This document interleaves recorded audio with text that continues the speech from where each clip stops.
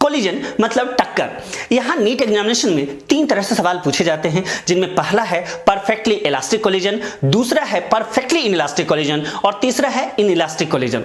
मतलब अगर एनर्जी का कुछ भी लॉस ना हो तो हम कहेंगे परफेक्टली इलास्टिक कोलिजन है, अगर एनर्जी कंप्लीटली लॉस हो गया तो ऐसे टक्कर को हम परफेक्टली इनइलास्टिक कोलिजन कहेंगे, और एनर्जी का अगर थोड़ा बहुत लॉस होता है, थोड़ा रह जाता है, तो ऐसे कोलिजन को हम लोग केवल इनइलास्टिक कोलिजन कहेंगे।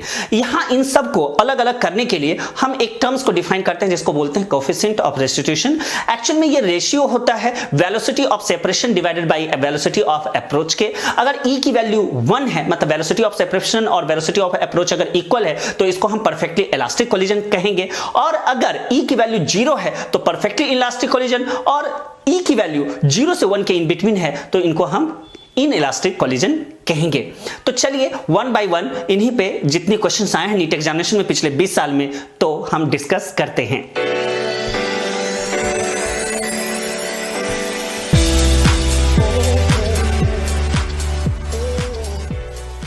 जब भी आप कोलिजन बेस्ड ऑन प्रॉब्लम करें तो आप 2 चीज हमेशा करेंगे। एक काम आप मोमेंटम कंजर्व कर लें जिससे आपको इक्वेशन 1 मिलेगा, और दूसरा जो है आप कोएफिशिएंट ऑफ रेस्टिट्यूशन का जो फॉर्मूला होता है E is equal to velocity of separation divided by velocity of approach, ये लगा लेंगे, और इन दोनों इक्वेशन को सॉल्व करके आपको जो भी क्वेश्चन में पूछा गया है आपको कैलकुलेट कर सकते हैं।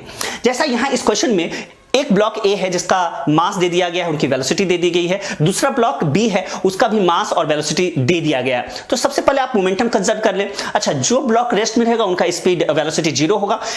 मोमेंटम कंजर्व करके आपको इक्वेशन 1 मिल जाएगा। दूसरा इक्वेशन 2 बनाने के लिए E कोएफिशिएंट ऑफ रेस्टिट्यूशन का फॉर्मूला लगा लेंगे, और क्वेश्चन में आपको जरूर दिया रहेगा कि ये किस तरह का कोलिजन है, वहां से ये डिसाइड हो जाएगा कि E की वैल्यू क्या होगा। जैसे यहां परफेक्टली इलास्टिक कोलिजन है तो E की जगह वहां 1 रख देंगे, और इस तरह से आपको इक्वेशन 2 मिल जाएगा। अब 1 और 2 इन दोनों को सॉल्व करके आप टकराने की बाद की जो वेलोसिटी है V1 और V2 दोनों कैलकुलेट कर सकते हैं। जैसे यहां इस क्वेश्चन में एनर्जी जो लॉस हुआ है ब्लॉक ए का, उसका फ्रैक्शनल लॉस ऑफ एनर्जी निकालना है, तो हम क्या करेंगे, जितना चेंज इन एनर्जी है और इनिशियल एनर्जी से डिवाइड कर देंगे। यहां से आपको आंसर आ जाएगा 8/9, और ये क्वेश्चन 2019 में पूछा गया था आपके नीट एग्जामिनेशन में। कुछ ऐसा ही ये भी प्रॉब्लम है। यहां आपको 2 ब्लॉक दे दिया गया है, उन दोनों का मास भी दे दिया गया है, वेलोसिटी भी दे दी गई है टकराने के पहले, और टकराने के बाद एक ब्लॉक की वेलोसिटी आपको दे दिया गया, दूसरे ब्लॉक का नहीं दिया गया है, और इस क्वेश्चन में पूछा गया है E यानी कि कोएफिशिएंट ऑफ रेस्टिट्यूशन क्या होगा। तो सबसे पहले तो हमने क्या करना है, मोमेंटम कंजर्व कर लेना है। मोमेंटम कंजर्व करने से दूसरा ब्लॉक जिसकी वेलोसिटी नहीं दी गई है टकराने के बाद यानी कि V2, वो आप फाइंड आउट कर लेंगे, कैलकुलेट कर लेंगे।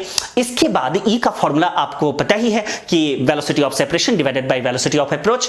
तो यहां आपको चूंकि V1, V2, U1, U2 सब कुछ पता है, आप यहां पे वैल्यूज रखेंगे, आपको इस क्वेश्चन का आंसर मिल जाएगा 1/4, और ये क्वेश्चन भी आपके नीट एग्जामिनेशन में 2018 में पूछा गया था। अब इस क्वेश्चन को देखिए, यहां पे आपको 2 ब्लॉक दे दिया गया है, दोनों का मास भी दे दिया गया है, टकराने के पहले दोनों की वेलोसिटी दे दी गई है, और टकराने के बाद पहले ब्लॉक का वेलोसिटी अगर V1 है तो वो आपसे पूछा गया है कि क्या होगा, और दूसरे ब्लॉक की भी वेलोसिटी दे दी गई है। तो सिंपल सा अब तो आपको पता चल गया है कि सबसे पहले क्या करना है, मोमेंटम कंजर्व करना है। मोमेंटम कंजर्व करके हमें इक्वेशन 1 मिल जाएगा, और दूसरा जो इक्वेशन बनेगा वो होगा कोएफिशिएंट ऑफ रेस्टिट्यूशन का। यहां इस कोलिजन में, इस क्वेश्चन में आपको E की वैल्यू दे दिया गया है 1, मतलब परफेक्टली इलास्टिक कोलिजन है। तो यहां इनसे आपको इक्वेशन 2 मिल जाएगा। इन दोनों को आप सॉल्व कर लेंगे, और इनको सॉल्व करके आप V1 कैलकुलेट कर लेंगे। थोड़ा सा यहां कैलकुलेशन है वो ध्यान रखना है कि कैलकुलेशन में कुछ गलती ना हो। बाकी आपको कॉन्सेप्ट तो पता है कि एक बार मोमेंटम कंजर्व करना है और एक बार कोएफिशिएंट ऑफ रेस्टिट्यूशन का फॉर्मूला लगा लेना है, और इन दोनों को सॉल्व करके कुछ भी जो भी पूछा गया है क्वेश्चन में आप निकाल सकते हैं। फिलहाल इस क्वेश्चन में V1 पूछा गया था तो आप V1 निकाल लेंगे, जो कि इक्वल होगा माइनस का मतलब है कि डायरेक्शन अपोजिट होगा, -0.3 मीटर पर सेकेंड, और यह क्वेश्चन आपके नीट एग्जामिनेशन में 2016 में पूछा गया था। ये काफी इंटरेस्टिंग क्वेश्चन है। यहां पे आपको एक पेंडुलम दे दिया गया है, वो रेस्ट में है, और एक बुलेट को फायर किया गया है। 10 ग्राम मास दिया गया है बुलेट का, और बुलेट की स्पीड है 400 मीटर पर सेकेंड, और वो टकराता है तो जो पेंडुलम है उसकी हाइट जो है वो यहां दिख रहा होगा आपको 10 सेंटीमीटर ऊपर उठ जाता है। अब आपको बताना है वेलोसिटी ऑफ द बुलेट जब वो इमर्ज आउट होगा उस पेंडुलम के वुडन ब्लॉक से।